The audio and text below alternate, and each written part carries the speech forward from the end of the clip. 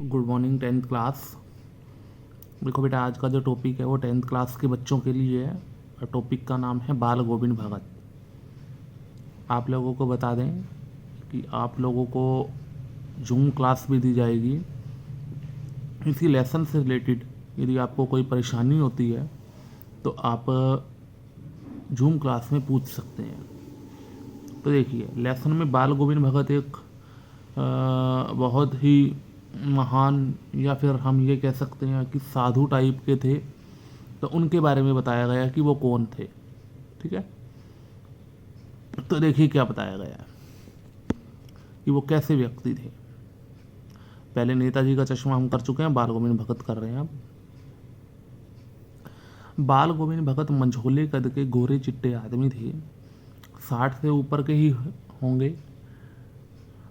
बाल पक गए थे, लंबी दाढ़ी या जटाजूट तो नहीं रखते थे, किंतु हमेशा उनका चेहरा सफ़ेद बालों से ही जगमग किए रहता था।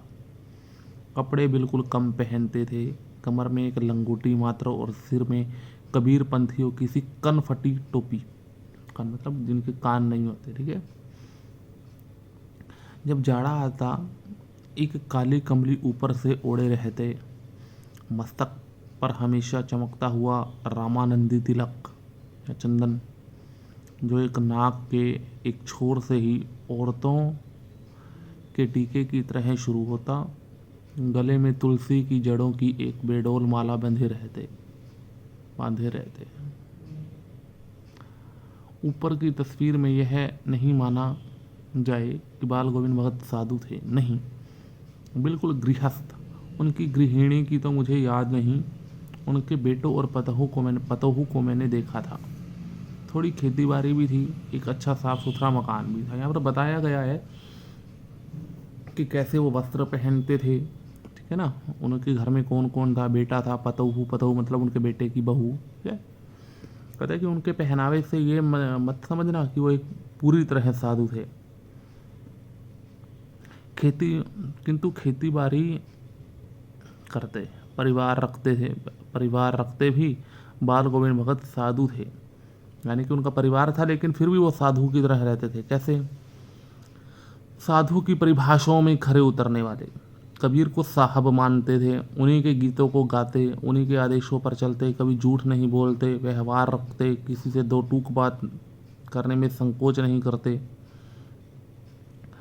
न किसी से खामखा झगड़ा मोल लेते, किसी की चीज़ नहीं छूते, न बिना पूछे व्यवहार में लाते। इस नियम को कभी कभी इतनी बारीकी तक ले जाते कि लोगों को कौतूहल का मतलब हैरानी होती। कभी वे दूसरे के खेत में शौच के लिए नहीं बैठते। वे गृहस्थ थे लेकिन उनकी सब चीज साहब की थी। साहब मतलब कबीर की। जो कुछ खेत में पैदा होता सिर पर लाद कर पहले उसे साहब के दरबार में ले जाते, मतलब कबीर के, जो उनके घर से 4 कोस दूर पर था।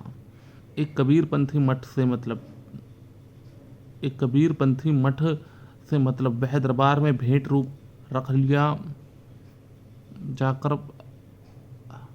हाँ, वह दरबार में भेंट रूप रख लिया जाकर प्रसाद रूप में जो उन्हें मिलता उसे घर लाते और उसी से गुजर चलाते। कहने का मतलब यहाँ पर यह है, खेती बाड़ी करते थे, कबीर को साहब मानते थे और अपने लिए अन्न क्या है, जो भी उनकी खेती से उनको अनाज प्राप्त होता वो सारा का सारा कबीर के मठ में चढ़ाते थे और वहाँ से जो प्रसाद के रूप में उन्हें मिलता उसी से वे अपना घर चलाते थे। इन सबके ऊपर मैं तो मुग्ध था उनके मधुर गान पर, जो सदा सर्वदा ही सुनने को मिलते। कबीर के भी सीधे साधे पद जो उनके कंठ से निकल कर संजीव हो उठते। मतलब वो कबीर के पद गाते थे। कबीर के हाँ, आषाढ़ की रिमझिम है, समूचा गांव खेतों में उतर पड़ा है। कहीं हल चल रहे हैं, कहीं रोपनी हो रही है, मतलब कहीं पर फसलें बीजी जा रही हैं। धान के पानी भरे खेतों में बच्चे उछल रहे हैं। औरतें कलेवा लेकर, कलेवा का मतलब होता है सुबह का नाश्ता,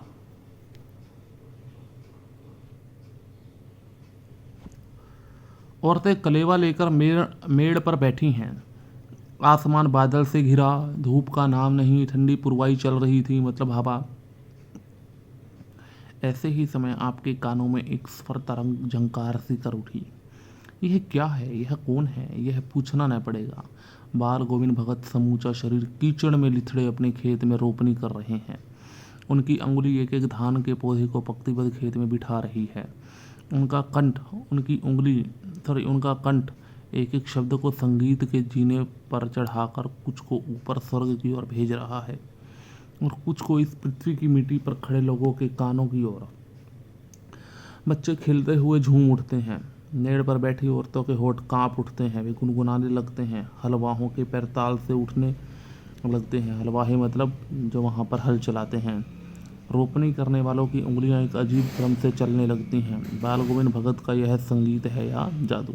यहाँ पर किसके बारे में बताया गया है? उनके संगीत के जादू के बारे में। भादों की वह अंधेरी रात, अभी थोड़ी ही देर पहले मूसलधार वर्षा खत्म, बादलों की गरज, बिजली की तड़प में आपने कुछ नहीं सुना हो, किंतु अब झिल्ली की झंकार या दादुरों की टरटर बाल गोविंद भगत के संगीत को अपने कोलाहल में डुबो नहीं सकती। मतलब कहने का मतलब यह है, भादों मास की रात में क्या है कि मेंढर टटरा रहे थे, उनकी खंजड़ी डिमक डिमक बज रही है और वे गा रहे हैं। और क्या गा रहे हैं वो? गोदी में पीवा चमक उठे सखिया, चिहूँ उठे ना, हाँ पिया तो गोद में ही है, किंतु वह समझती है वह अकेली है।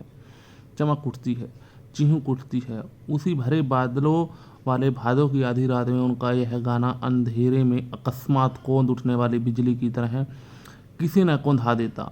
अरे अब सारा संसार निस्तब्धता में सोया है। बाल गोविंद भगत का संगीत जाग रहा है, जगा रहा है। तेरी गठरी में लागा चोर मुसाफिर जाग जरा, ये इनके गीत हैं। ठीक है, तो आप इतना ही काफ़ी है। तो देखिए कि इस लेसन को अच्छी तरह पढ़ना, जहाँ तक मैंने पढ़ाया है। किसके बारे में, कैसे वो वस्त्र पहनते थे, किसे साहब मानते थे, उनका कार्य क्या था, उनकी आदतें क्या थी, उनकी संगीत का जादू कैसा था। ठीक है, इस प्रकार क्या है इसमें आज के बारे में बताया गया है। इस लेसन को सुनना, वीडियो को सुनना, बाकी हम कल करेंगे। और जूम क्लास पर आप इसको सुनकर अपनी परेशानी भी दूर कर सकते हैं। धन्यवाद।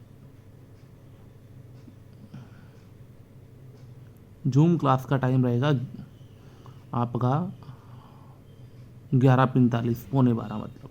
Thank you.